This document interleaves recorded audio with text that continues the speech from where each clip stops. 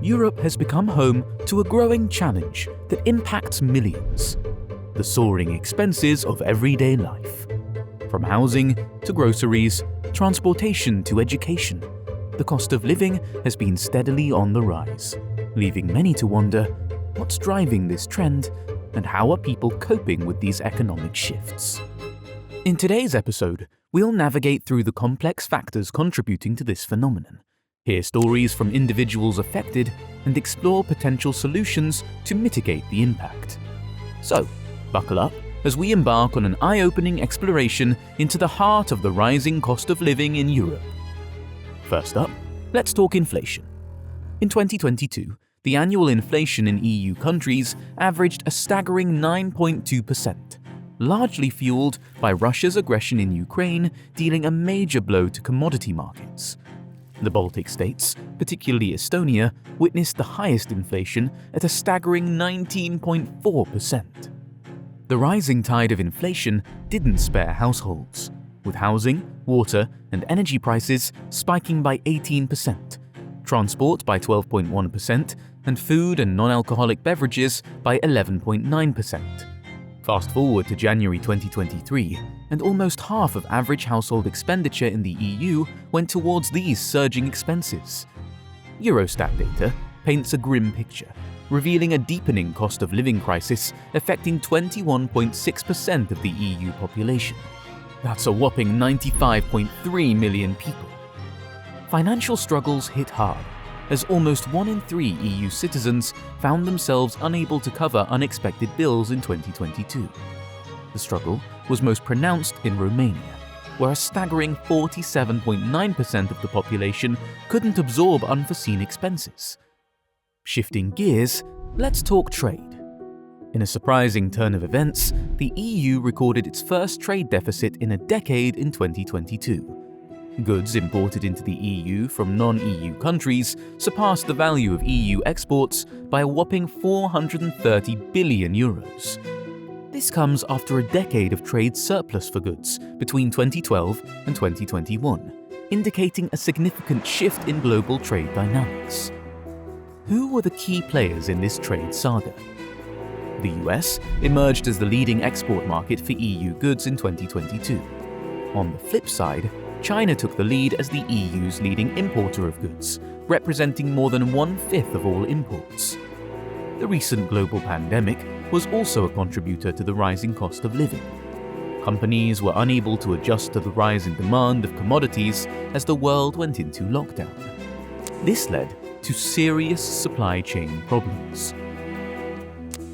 The global supply chain isn't functioning as it normally does, and that's impacting us all around the world and here in the UK. The pandemic's shadow lingers, casting ripples through supply chains.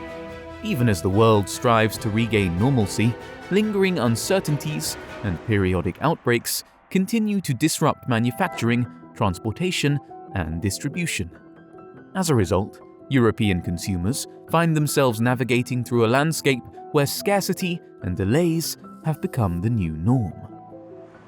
The surge in food prices in Europe can be attributed to a confluence of factors, each contributing to the escalating cost of living for consumers.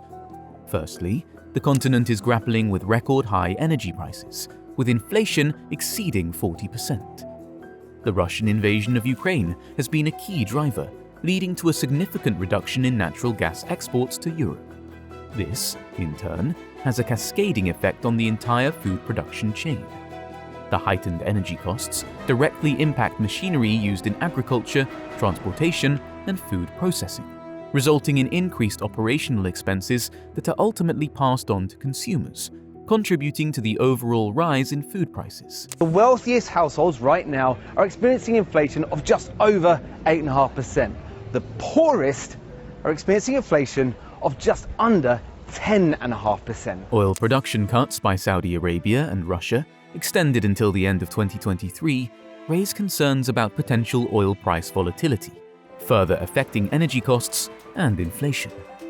Rising corporate profits, rather than workers' wages, emerge as a significant driver of inflation, challenging claims that price increases align with underlying rising costs. The cost of living crisis, coupled with dissatisfaction with government responses, has sparked protests across Europe, including a significant demonstration in Prague. The convergence of far-left and far-right groups around the issue reflects a broader discontent that Moscow has exploited over the years. Another critical factor amplifying food prices is the surge in fertilizer costs. Global natural gas prices, a key raw material for producing synthetic fertilizers, have reached a 14-year peak. Russia's reduction in fertilizer exports further exacerbates the situation. Fertilizers play a pivotal role in achieving high crop yields, and the substantial increase in fertilizer costs places a burden on farmers. They are forced to absorb these rising expenses or transfer them to consumers, thus contributing to the broader trend of escalating food production costs. Furthermore, supply-side shocks have added to the challenges. Unfavorable weather conditions in key food-producing regions have led to reduced crop yields, diminishing the supply of major food commodities and consequently driving global prices higher. The war in Ukraine has significantly disrupted agricultural activities in both Ukraine and Russia, major contributors to global food supplies. The conflict has led to a forecasted 30% decrease in Ukraine's harvest volume, and the challenges in exporting food from the region have further hampered the global supply of essential commodities. The disruption extends beyond production to the supply chains and transportation of food. Global transport infrastructure has been struggling to recover from the disruptions caused by the COVID-19 pandemic. The cost of shipping containers around the world has risen substantially. Notably, food exports from Ukraine, a significant player in global food trade, have plummeted, contributing to supply chain disruptions and transportation challenges. Even when transportation is possible, the increased fuel and electricity costs associated with high energy prices are passed on to consumers, further amplifying the overall cost of food. Picture this. From the manufacturer's floor to the store shelves, supply chains are the invisible threads connecting us to products worldwide. However, these intricate networks faced unprecedented challenges. COVID-19 shook the foundations, leading to factory closures, shipping delays, and disruptions in the flow of goods. The consequences? A domino effect, impacting the availability and cost of essentials in our daily lives. Geopolitical tensions and increased uncertainty play a pivotal role in the current crisis. Ongoing conflicts lead to global uncertainty, prompting some countries to resort to food protectionism by restricting exports to secure domestic supply. While this may stabilize local food prices, it limits global food supplies, contributing to higher prices elsewhere. The redirection of food supplies for domestic consumption in certain countries, such as India restricting rice exports, not only increases global food prices, but also limits surplus food available for humanitarian aid. Lastly, the strength of the US dollar contributes to higher food inflation in Europe. Fluctuations in currency exchange rates, such as the strengthening of the US dollar against the euro, impact the cost of food for European consumers. The depreciation of the euro's value against the dollar has translated into an additional 1% rise in inflation. As these factors intertwine, consumers face the challenge of coping with rapidly rising food prices, while farmers navigate a crisis of their own, with escalating production costs and potential long-term repercussions for the agricultural sector. Resolving ongoing conflicts and building resilient global systems are crucial to addressing the current crisis and preparing for future uncertainties. The rising cost of living in Europe affects the millions of Europeans, making life difficult for them. Hungarian David Zih is one of the many Europeans for whom owning a house has remained a distant reality. He was planning to build a house with a terrace on his plot of land near Budapest, but mounting construction and energy prices have forced him to reconsider. Instead, David Zih has opted to build a yurt to overcome these challenges. A yurt will cost him half the cost of a lightweight construction house. David's new insulated house will cover 861 square feet and will be heated by electric wall-mounted heaters. He is one of the many Hungarians who are choosing yurts as their home of choice during the energy crisis. Yurt builders are witnessing a surge in orders, reflecting a growing demand for such unconventional housing. The appeal lies in the economic advantages of yurts, providing a cost-effective alternative at a time when building even a modest house has become financially challenging. The circular design of yurts, coupled with a single, efficient space, enhances heating capabilities, making them an attractive option for those seeking affordability without compromising on warmth. Protests have erupted across Europe because of the rising cost of living, especially in France. Coalition of unions called for a nationwide strike, trying to capitalise on the anger. France, grappling with sky-high inflation, has become a hotspot for discontent. Unions have called for a nationwide strike, riding the wave of frustration that's been building up. The unrest follows weeks of industrial action at French oil refineries, where workers are demanding better pay. The impact?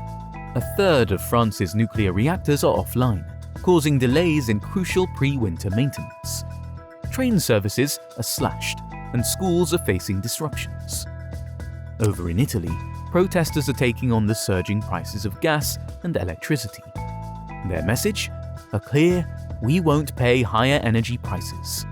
This surge in energy costs is a ripple effect of the war in Ukraine, prompting the EU to reduce reliance on Russian gas. Italy, however, has found alternative sources and stockpiled gas for the upcoming winter. Meanwhile, in Spain, pensioners are hitting the streets, calling for higher pensions and improved salaries as inflation takes a toll.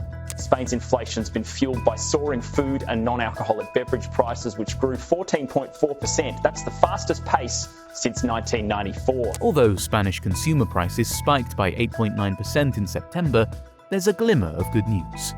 Inflation is showing signs of slowing down.